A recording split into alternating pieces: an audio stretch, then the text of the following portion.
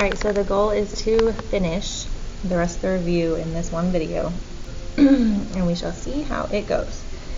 So on number 41, I did ask you to change this point to 14.6. It just makes it a little bit easier for what we're trying to do.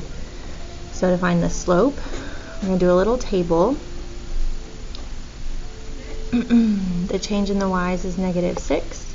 The change in the x's is plus 24. And so the change in y over change in x would be -6 over 24, which is -1/4. Finding KP, remember with nothing's on it, this means the distance. So we're going to use our distance formula.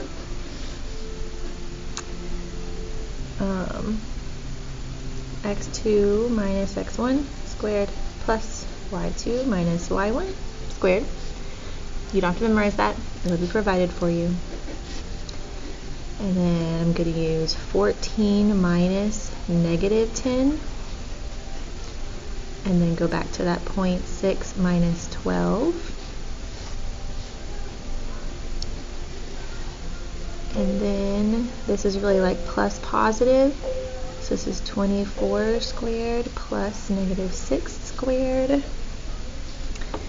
If I do all that, square those, then take the square root, I get about 24.7. Letter C, the midpoint. You're going to add your x's, -10 plus 14 divided by 2, and add your y's, 12 plus 6 divided by 2. So when you add these, you get 4 divided by 2, which equals 2. And you add these, and you get 18 divided by 2, which is 9. So 2/9. Then for letter D, if we think about a line, we're just going to make this up that this is K and this is P. And here's our midpoint at 2/9. If I want to be 1/4 of the way to P, so I'm starting here, this is halfway, so 1/4 of the way would be half of the half. So I can just find the midpoint between K and my midpoint. So I'm going to do the midpoint, I'll do -10 plus 2 divided by 2, and 12 plus 9 divided by 2. And then I will end up with -4 and 10.5. So now I'm halfway to the halfway point, which would be 1/4 way to the whole thing.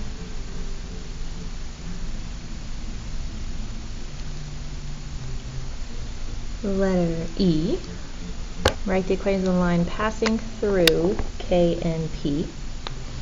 So our equations are in the y equals mx plus b format. We don't know what this is, but we have x and y values from our points. So I'm going to use point P because they are positive numbers. So P, the y value of P is 6, equals my slope that I found earlier was -1/4, an x value of 14 plus b. Then if I multiply those and subtract it from 6, b equals 9.5. So my final equation is y equals -1/4 x plus 9.5. And that's my final equation.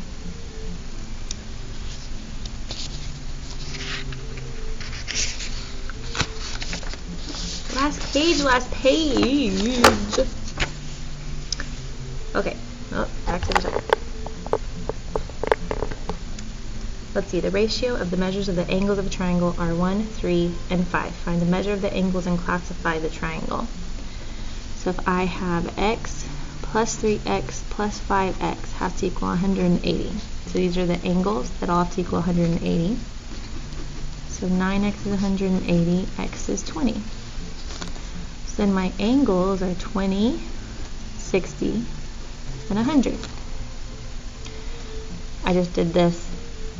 I filled in my x's. So 20 times 3 and 20 times 5. And because that's more than 90, this is an obtuse angle, or an obtuse triangle.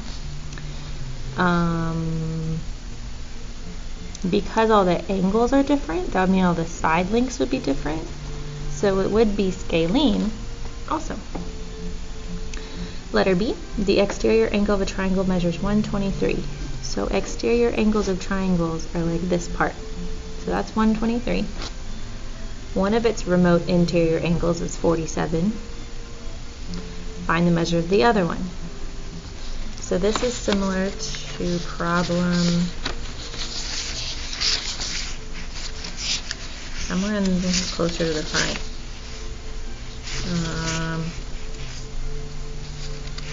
Now I'm not going to be able to find it. Oh, problem 35, where you could either do the remote interior angles equation, or you could solve what the triangle was. So, x plus 47 has to equal 123. And so when you solve for x, you get x equals 76. Or you could find what this is, because this would be a linear pair. So you could find what this little part is to get to this to be 180, and then you have this plus this is 180. Either way, it's totally up to you, it doesn't really matter. 43, are the triangles similar? Well, I know that these are vertical angles, and I know I can set up a proportion. 4 over 8 equals 6 over 12. Both of these reduce to half, and both of these equal 48. So yes, they are from SAS. So angles are congruent and sides are proportional. There's really not a whole lot on your test from this last stuff we've been learning, because we just had the test on it. There's a little bit, but there's just not a lot. This cord is frustrating me. Okay, whatever. 44. Answer the following questions about congruent triangles. So circle two methods that do not prove triangles are congruent. This is side angle side, side side side, side side angle. Notice what that spells backwards. None of that. Angle side angle. Angle, angle, angle. This proves similar triangles, but just angle, angle, and then angle, angle, side. That's fine.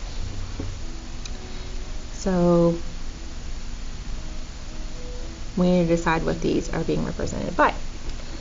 So with just this information, this is reflexive. So I have right triangles, two right triangles, I have a hypotenuse, and I have a set of legs. So this is HL. It has to be the hypotenuse, one set of legs, and right angles. So ABC would be congruent to ADC. Then on this case, I have these two are being marked as congruent. This is still reflexive. So this would be angle, angle, side. JKL congruent to JML.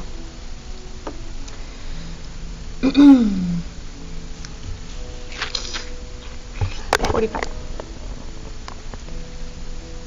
Write the equation of a line with slope 3/4 and y-intercept of -2. Y equals mx plus b. The slope is the m. Y-intercept -2. Easy peasy. Identify the slope. Slope is -2/3. Y-intercept is at 0, 4. Determine both the x-intercept and the y-intercept for the line. So x-intercept means that the y equals 0. Y-intercept means that the x equals 0. So the easiest way to do it is to replace a y with this y with a 0.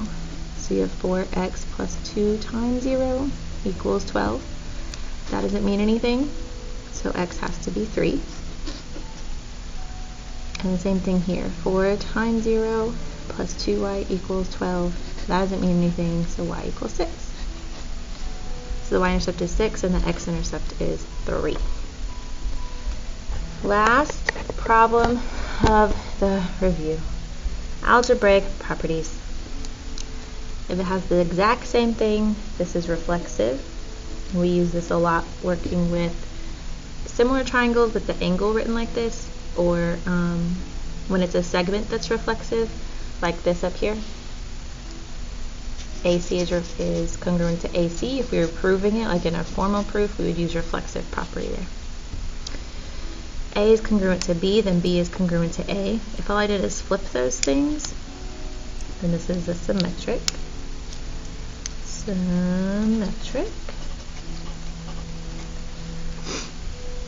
A is congruent to B, and B is congruent to C.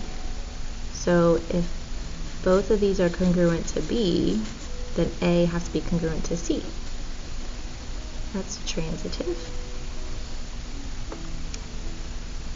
A plus B plus C, or A plus C plus B. So the A is still over here by itself. The only thing I did is I switched what was inside the parentheses. So that's the commutative of addition. I've broken this lead so many times. OMG. Okay.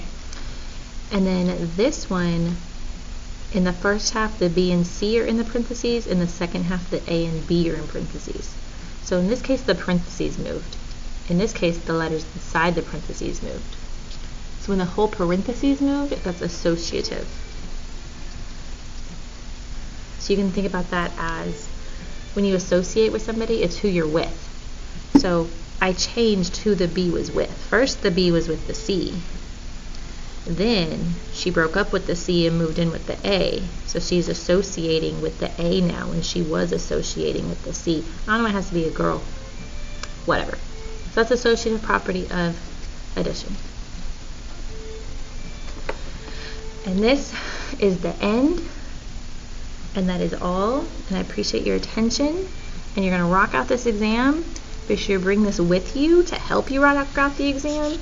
And if you want to write other notes on here about the other things that aren't on here that you want to add to it, go for it.